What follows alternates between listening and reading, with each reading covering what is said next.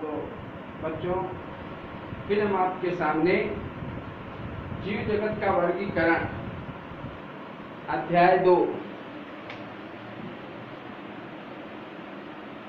जीव विज्ञान में फर्स्ट ईयर में जीव जगत का वर्गीकरण बायोलॉजिकल क्लासिफिकेशन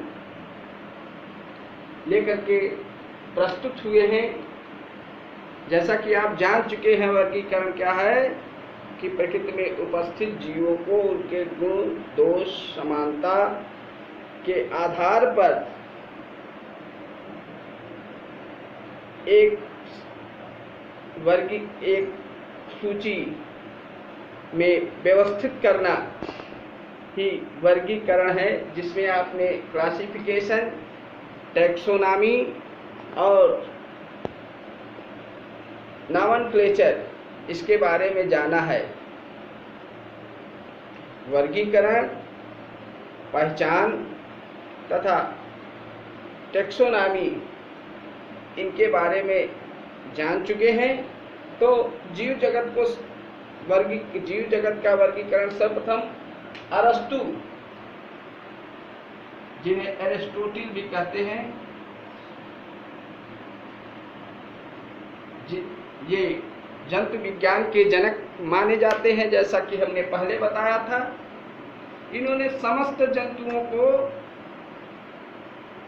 जीव को दो भागों में बांटा था, जंतु एवं पादप। पादप को इन्होंने पुनः 3 भागों में बांटा, शाक, झाड़ी और वृक्ष। पौधे की लंबाई के अनुसार शाक, झाड़ी और वृक्ष में बांटा तथा जंतुओं को रक्त की उपस्थिति के आधार पर 2 भागों में, इनीमा और एनीमा।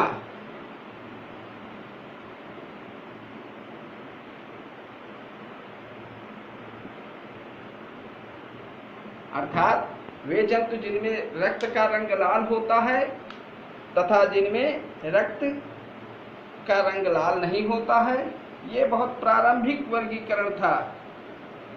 ये बहुत कई विषयों के दर्शन शास्त्र में इनके नाम बहुत मिलते हैं, तो इन्होंने हर विषय में अपनी बात रखी, लेकिन ये बहुत दिनों तक लागू नहीं रहा। जैसे बहुत सारे पौधे हैं जो इसकी पूर्ति नहीं करते। ठीक, उसके बाद जंतु जगत का वैज्ञानिक वर्गीकरण कार्ल वान लीनियस नामक वैज्ञानिक ने, जिन्होंने दी नाम पद्धति दिया था, और इन्हें आधुनिक वर्गीकरण का जन्मदाता भी कहा जाता है। इन्होंने संपूर्ण जीवों को 2 भागों में वर्गीकृत किया, प्लांटी तथा एनिमेलिया। प्लांटी के अंतर्गत वे सभी जो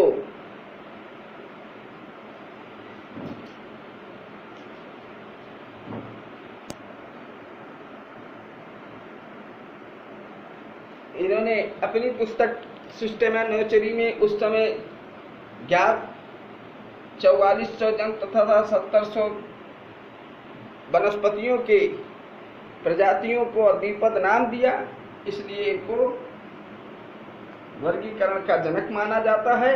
प्लांटी के अंतर्गत इन्होंने समस्त पेड़ पौधों को रखा, वे जो कि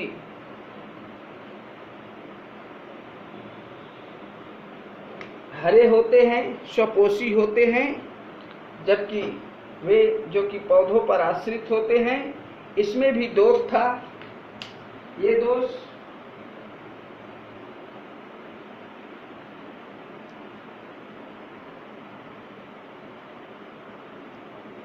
ये प्रकाश संश्लेषी पादप जो जंतुओं के समान चल जनन कोशिकांग उत्पन्न करते हैं, उन्हें वनस्पति जगत में रखा गया।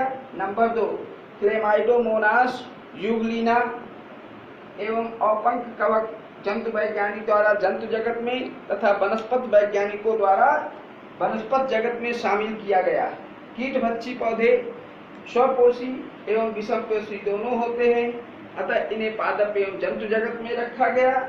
इसी प्रकार कोरल, स्पंज एवं ट्यूनिकेट जो स्थिर होते हैं पादप जगत में रखा गया। ऐसे जीव जो कि न तो जंतु ही कहे जा सकते हैं न पादप ही समायोजित करने के लिए वैज्ञानिकों ने पुनः प्रयास किया। इसके बाद समस्त जीवों को 1969 में R.H. विटेकर नामक वैज्ञानिक ने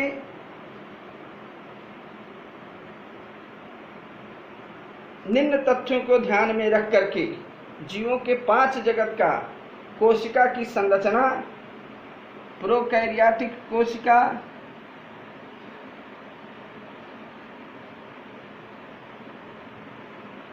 यूकैरियोटिक कोशिका, शारीरिक संरचना एक कोशिकीय, बहुकोशिकीय, पादप संभोजी,